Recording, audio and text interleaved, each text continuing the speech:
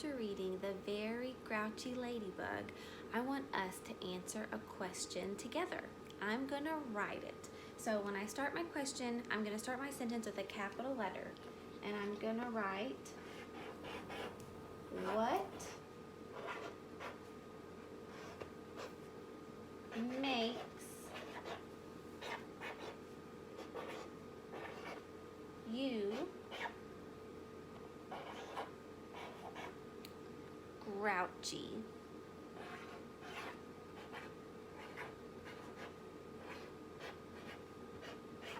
And since it's a question, I'm going to end my sentence with a question mark. What makes you grouchy? Let's think about that. Point to your brain and let's think. What's something that makes you grouchy? Something that makes Miss Ernest grouchy is if someone else wakes me up. I like to wake up all by myself on my own. So when someone else comes in and tries to wake up Miss Ernest when she's still asleep, I get very grouchy when I wake up. So talk to someone that you're with at home and ask them what makes you grouchy, and then you say what makes you grouchy. Like, I'm gonna ask my daughter, Ellie, what's something that makes you grouchy?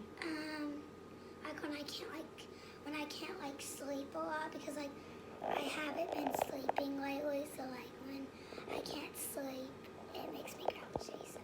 So she likes to sleep. I bet a lot of people get grouchy when they don't get a lot of sleep. So talk about that for a moment. You can pause the video if you want. Now I want us to think about what would make us happy again. So what makes you grouchy? We know that. So then how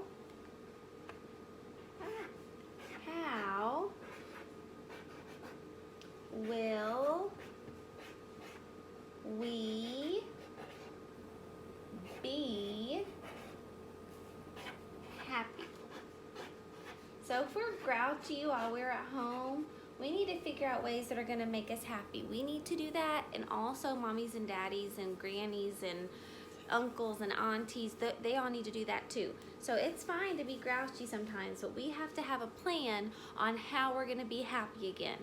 So how will we be happy? And my H is running. That's okay.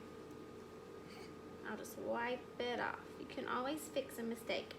So Miss Ernest is happy when I have my cup of coffee and I accomplish something on my to-do list. So how will we be happy? I'm gonna be happy by having my coffee in the morning and by doing one thing that makes me feel accomplished, one thing that makes me feel good about myself for finishing. So maybe for you at home, that is your work, or maybe it might be making your bed or riding your bicycle by yourself.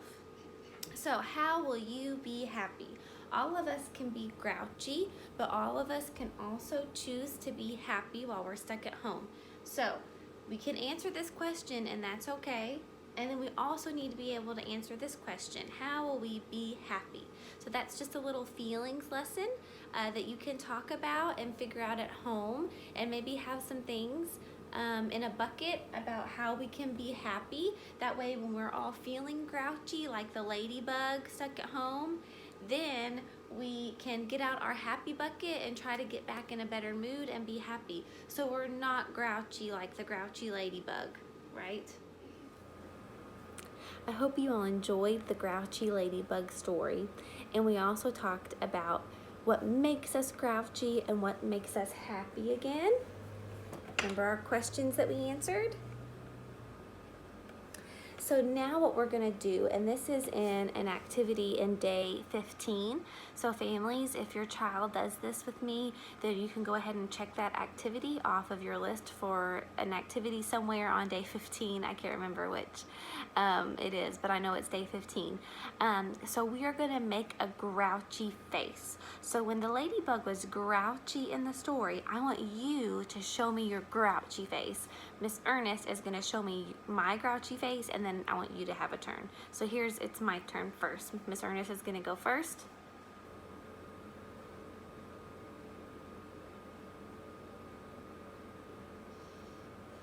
That's my grouchy face. So now your turn, you make a grouchy face. Oh, that's a good grouchy face. Very good. Now I'm gonna make a happy face. When Miss Ernest feels happy, I'm gonna make a happy face. Now your turn to make a happy face. Aw, I like it when we're happy. Now I'm gonna do some other feelings. And families, if you have an activity on your special education packet that talks about turn taking and making happy or sad faces, then this can count for that too, and you can check that off. Other families, if you don't know what I'm talking about, then you don't need to, because I'm not talking to you, so don't worry. All right, so let's make a different kind of face. Let's make a mad face. So you're not just grouchy, but you're angry. So I need you to make an angry face. Miss Ernest is gonna go first. My turn.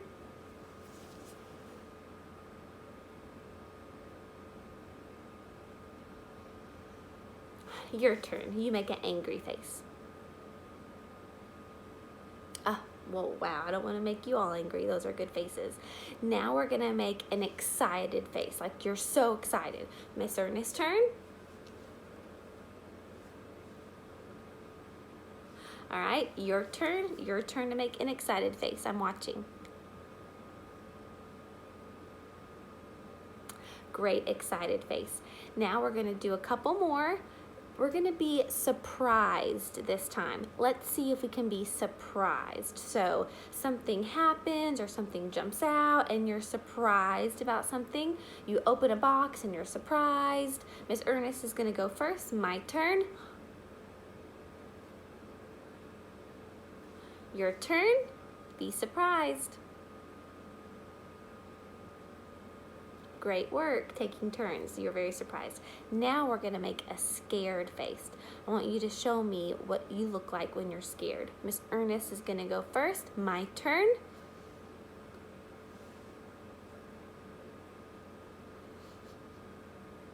Your turn.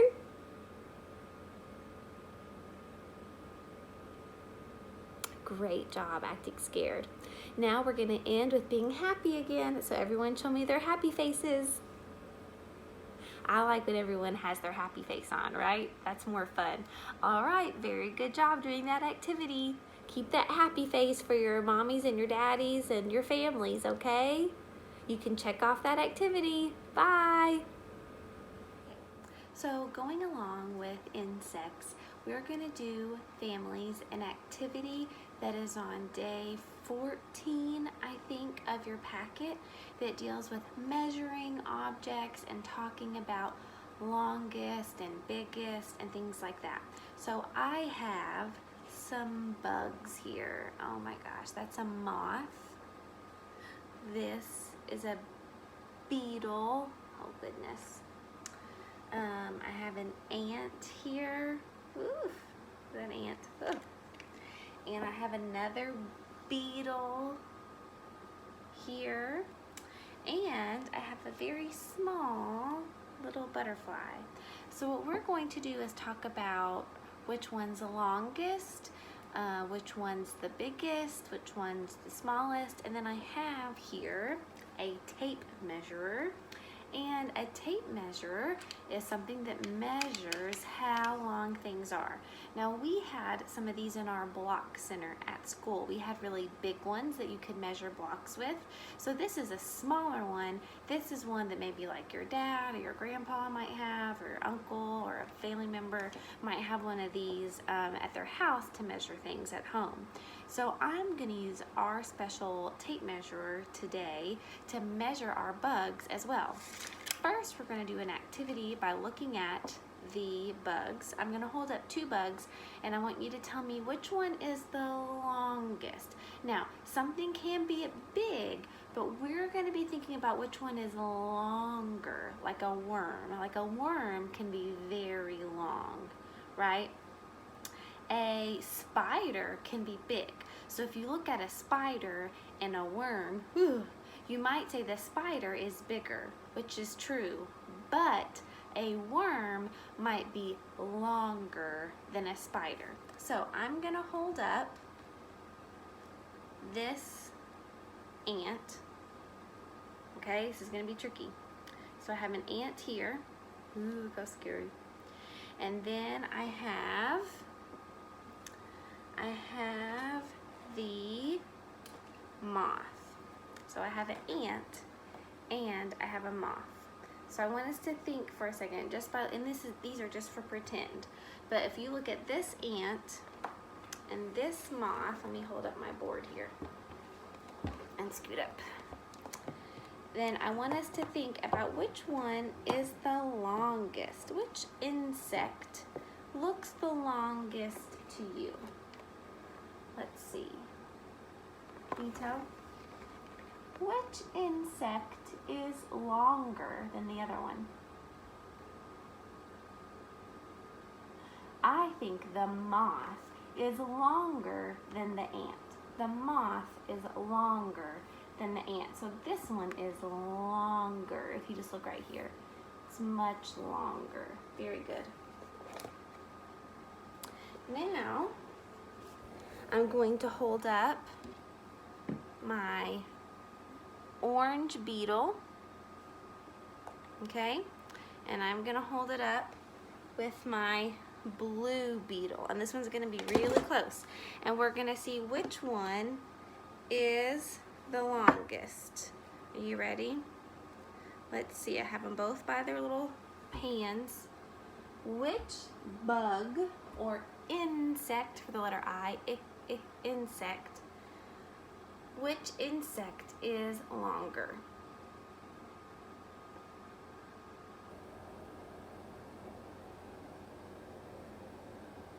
I think that the blue one is the longest. It is longer and goes past the orange beetle, so the blue beetle is longer than the red beetle. I'm going to measure it. So I'm gonna get out my trusty tape measurer and we're gonna measure this together. So I'm gonna put it kind of in front so you can see the numbers, and I'm gonna start it at the tip of the insect and bring it to the end of the insect. So can you count those numbers with me? There's a 1 here. So 1, 2, 3, 4, 5, we'll say and a half. So this insect is 5.5 inches. 5.5. Now we're going to measure the ant. Let's see how long the ant is. I wonder if it's gonna be the same or if it's gonna be shorter or longer. Let's see.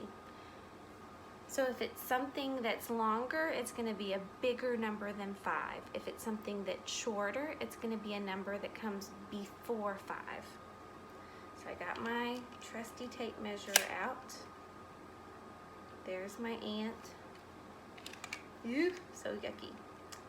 So let's measure this together. What numbers do you see at the bottom? 1, 2, 3, 4.5. So this ant is 4.5 inches. This ant is shorter than the blue beetle. So this blue beetle is longer than the red ant. Now I'm going to measure this little tiny butterfly, and I wonder how long this butterfly is if we use our measuring tape. You all just take a guess. What do you think? All right, now let's use our tape measure and let's see. So I'm just gonna put our butterfly right there since it's small and you can see it. I'm gonna use our tape measure and I'm gonna open it up and let's see. Oh, I don't even see a number on there, do you? The number that's hidden is a 1. I can't even really get to 2. So, because that would be 2 and it's smaller than 2, so it goes down to here. So that is 1 inch. So that butterfly is a lot shorter and smaller than the blue beetle, right? Look at that difference. The blue butterfly is much shorter than the blue beetle. It's smaller. Good measuring. You can go ahead and check that off your